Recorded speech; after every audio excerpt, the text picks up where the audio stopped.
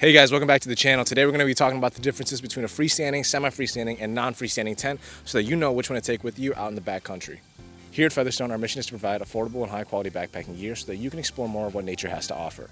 In this video, we're going to be showcasing the UL Granite 2P, the UL Obsidian 1P, and the Backbone trekking pole tent.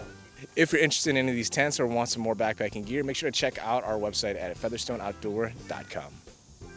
And make sure you stick around to the end of this video because we have a surprise that you might not want to miss out on. Let's start off with freestanding tents. Freestanding tents are tents that don't necessarily need to be staked down in order to be stable. Because of this, freestanding tents are able to be moved around without being disassembled. All freestanding tents have some sort of pole structure that helps in giving the tent its shape without relying on stakes. But because freestanding tents rely on a pole structure, this usually means that the freestanding tents are typically bulkier and heavier. With that in mind, if you're looking for a very minimal and lightweight tent, freestanding tents can definitely do the trick, but the other options in this video may appeal to your needs more. Overall, these tents are great as they appeal to a large majority as they're easy to set up and versatile in different terrains. But what is a semi-freestanding tent and what makes it semi?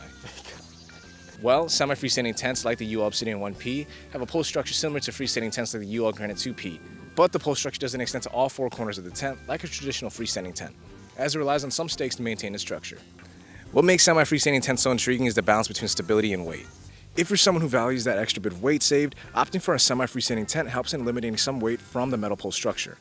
But of course, with this comes the usage of stakes and having to rely on them for a full setup, which can prove to be much more limited unlike a freestanding tent, where it can be moved around without having to be staked down to any part of the tent.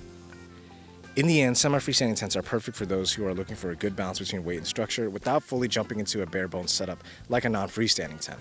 Semis are good for nearly all seasons as most semis and traditional freestanding tents offer an additional layer known as a rainfly that helps with insulation. But you can still get a rainfly in non-freestanding tents, but it's a lot more common to get in traditional freestanding tents and semi-freestanding tents. So wherever you go, these tent types are a great option for the majority of these situations. But now let's move on to non-freestanding tents, also known as trekking pole tents. As implied by the name, they require trekking poles. Trekking pole tents have become popular for an abundance of reasons. Unlike traditional and semi-freestanding tents like the UL Granite and UL Obsidian, non-freestanding tents like the Backbone trekking pole tent don't actually use any metal pole structure to keep its shape.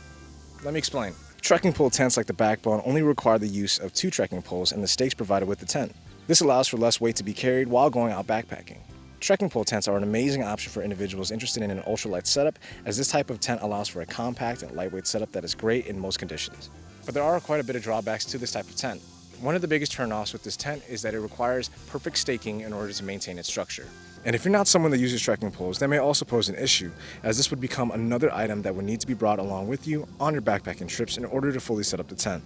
Another issue is that since there is no pole structure similar to freestanding tents, trekking pole tents will require the use of much more stakes. This can become an issue if you're traveling to rocky terrains where it may be difficult to get a stake in the ground.